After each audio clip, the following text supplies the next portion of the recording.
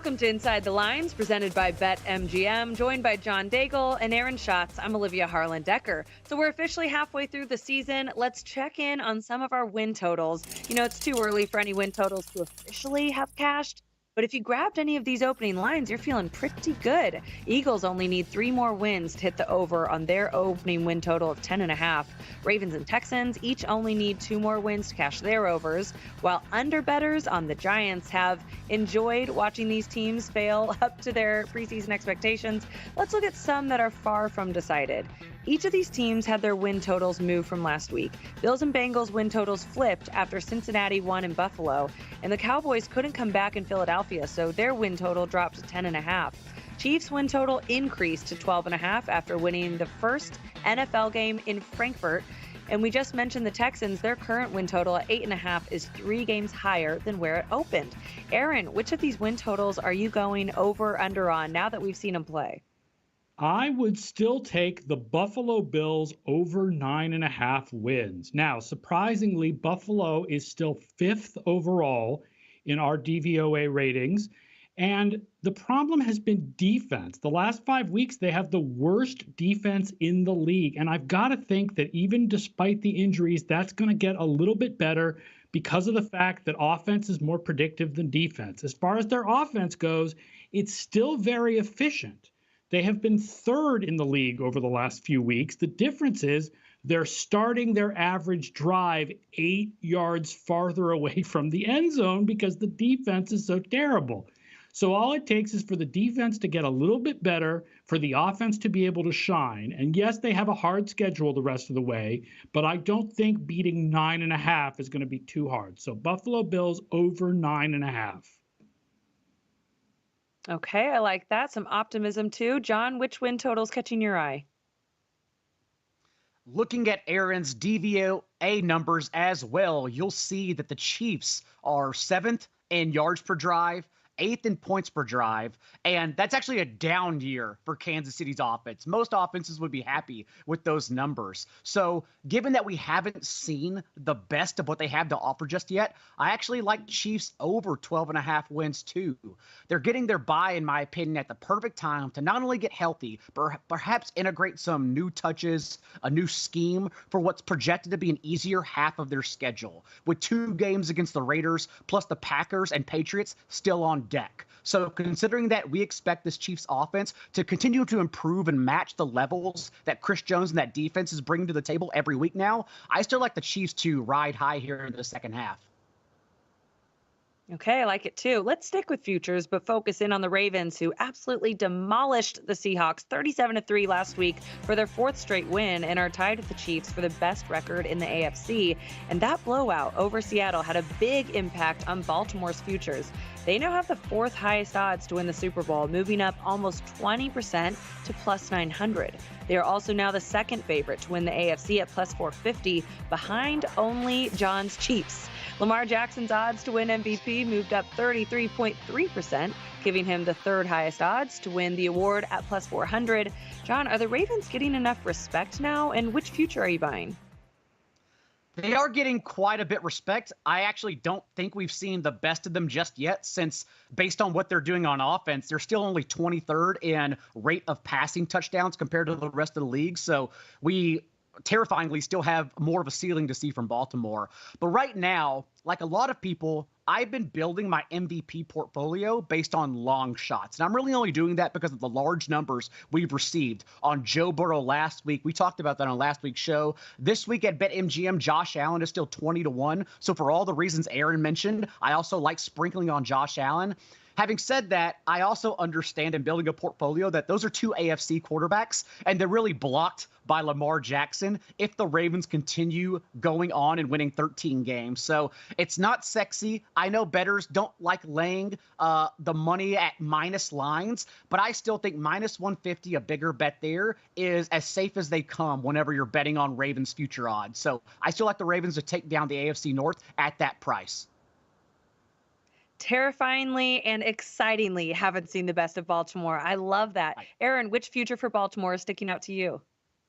My numbers love the Ravens this year. They are fantastic. In fact, by DVOA, they are, and this sounds a little crazy, the third best team ever measured through 9 games. Now, I don't think they're really that good, but I do think it's safe to say that right now they're the best team in the NFL. In fact, I went and ran a simulation asking, what if the Ravens are the third best team in the NFL, not the number one team?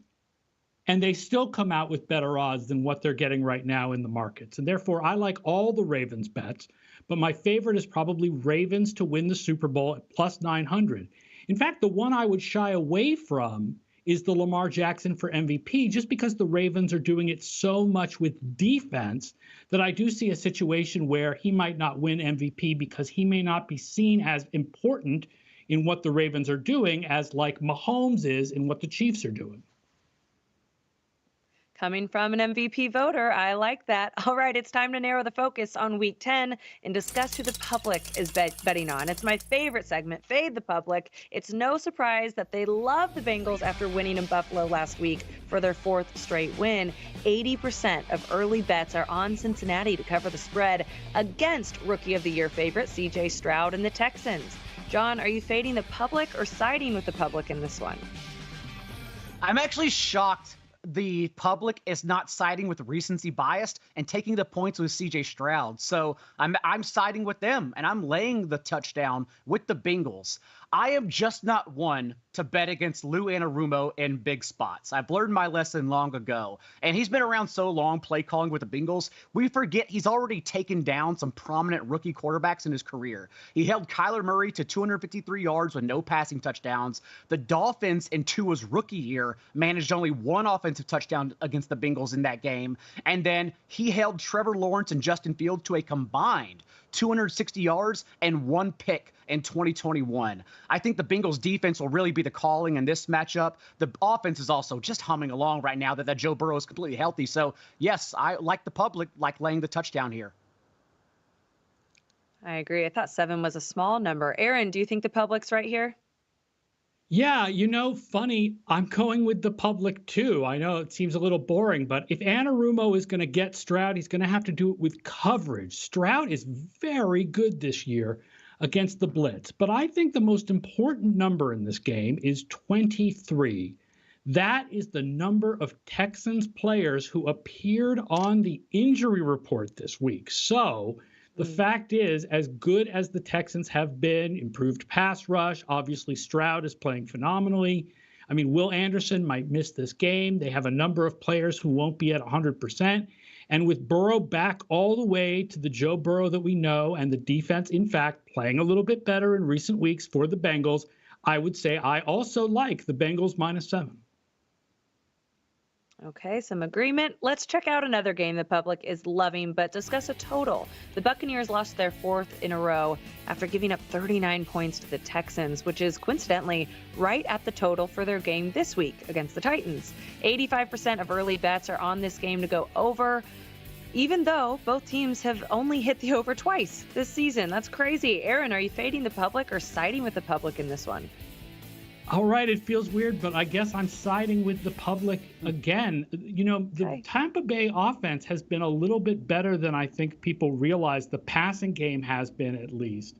And Levis does seem to know what he's doing as far as, his first couple games. You don't know what the rest of the season will be like, but these are not good defenses really this year. And I think that it's a really close one. This is a week with a lot of really close lines, and this is a pretty close one. But if I have to choose, I'm going to go with the public and go with the over 39.5.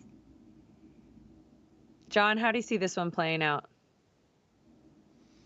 As Aaron said, it's boring, but I agree. I side with the public on the over. Honestly, CJ Stroud was so good that it went overlooked that Baker Mayfield in that game completed 70% of his passes for 8.8 yards per attempt. Like Aaron said, Baker Mayfield and the Bucs offense has been better than expected. The key here, though, is that since the Bucs bye, they've really just laid down against opposing quarterbacks and have lost all the magic in their secondary.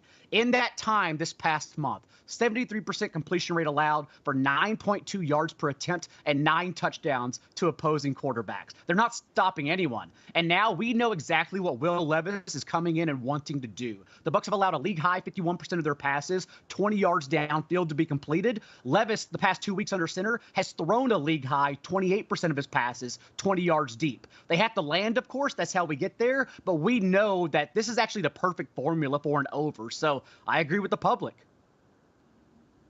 Okay, it should be a fun game. Exciting quarterbacks. Let's continue with Week 10 totals, but discuss some trends that have developed throughout this season already.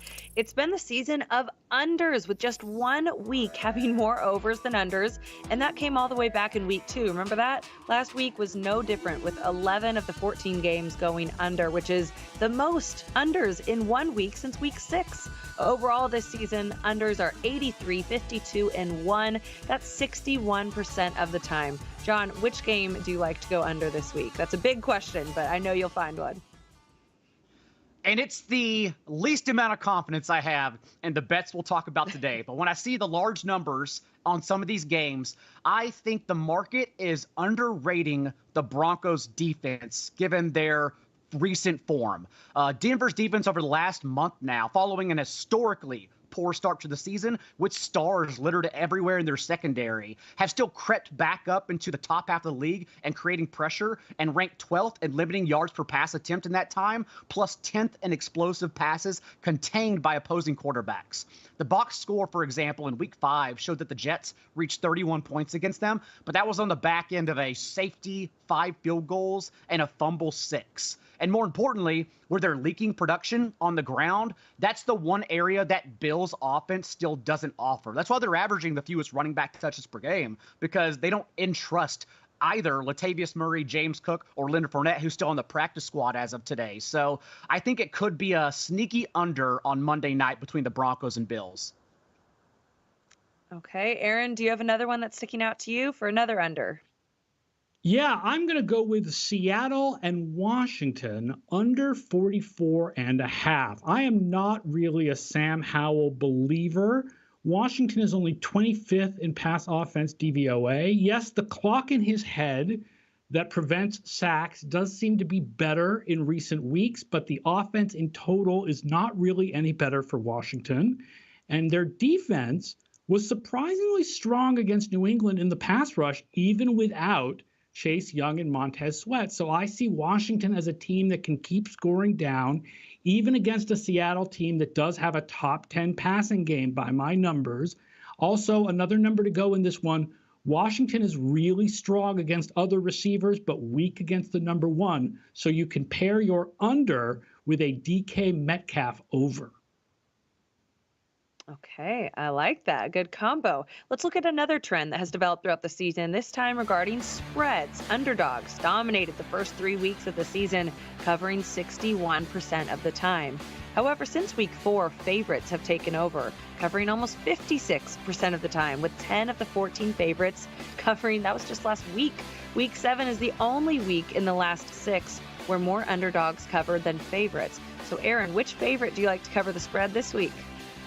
I'm going with New Orleans -3 against Minnesota. Listen, Josh Dobbs, what he did last week is an amazing story. But when you look at what Josh Dobbs is going to do for the Vikings offense, it's much more likely that he plays like what Josh Dobbs has been over his whole career instead of just what Josh Dobbs was in that last game. Yes, I know he didn't know the offense. Now he'll know the offense better.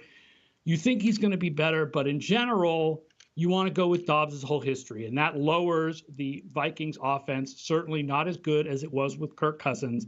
And with the Saints playing strong defense this year, that's why I like the Saints -3. Okay, John, do you have another favorite you like to cover?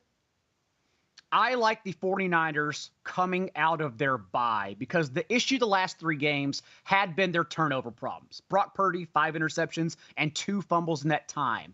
But not only do we think he's going to be getting both Trent Williams and Deebo Samuel back at complete health, being when Brock Purdy has not been under pressure, that's when he's still quietly been at his best. He's still leading the league in both yards per attempt to completion rate from a clean pocket. And the Jaguars aren't creating duress. They are 25th in creating pressure, 26th in sacks on the season. So given that I don't think Purdy will be troubled when standing in the pocket this week, I do think it's a terrific spot for him and the 49ers offense to bounce back with the points. Anything at a field goal or less, I'm totally comfortable with. I am too. I like that one. Okay, before we wrap up the episode, we're going to give our blue chip bets, aka the best bets. It's anything we love, spread, money line, total, prop, whatever you want. John, what is your blue chip bet? Another favorite I really like laying the points with is the Detroit Lions this week. I'm worried about their futures when it comes to playoff situations since they've kind of failed their only two tests they've played. Like Geno Smith popped them for 328 and a couple touchdowns. Lamar Jackson on the road went over 300 yards and 3 passing touchdowns. But my point is, I don't think the Chargers are that offense because since week 4, whenever they've lost Mike Williams, they're 20th in yards per attempt.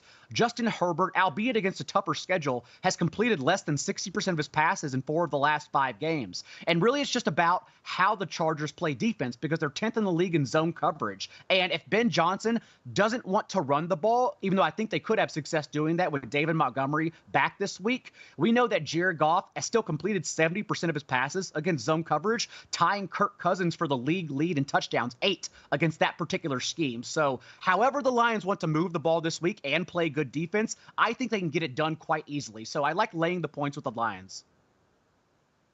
Okay, Aaron, you're new to the show. I'm excited to see where you're going to go with your blue chip bet. I'm going back to the well. I mean, we talked about the Baltimore Ravens and how much my numbers love them. And so I'm going with Baltimore Ravens minus 6.5 against Cleveland. We already know that these two teams played and Baltimore beat them by over 3 touchdowns. Baltimore is just such a strong team right now. And Cleveland is so one-dimensional about defense. Their offense has just been struggling so much. And I'm going to give you a stat here. Deshaun Watson as quarterback, his DVOA without a blitz is plus 8%, right? 0 is average. 8%. Okay. With a blitz, minus 41%. You think the Ravens are going to blitz Deshaun Watson a bit? I think that they are. And so I really like the Ravens this week. Ravens minus 6.5. Okay, and I like that 6.5 number too. Thanks so much, you guys. I appreciate your insight as always. Aaron, great to have you join the show. And thank you all of you at home for watching Inside the Lines. We'll be back every Friday at 11 a.m. Eastern. We'll see you next week.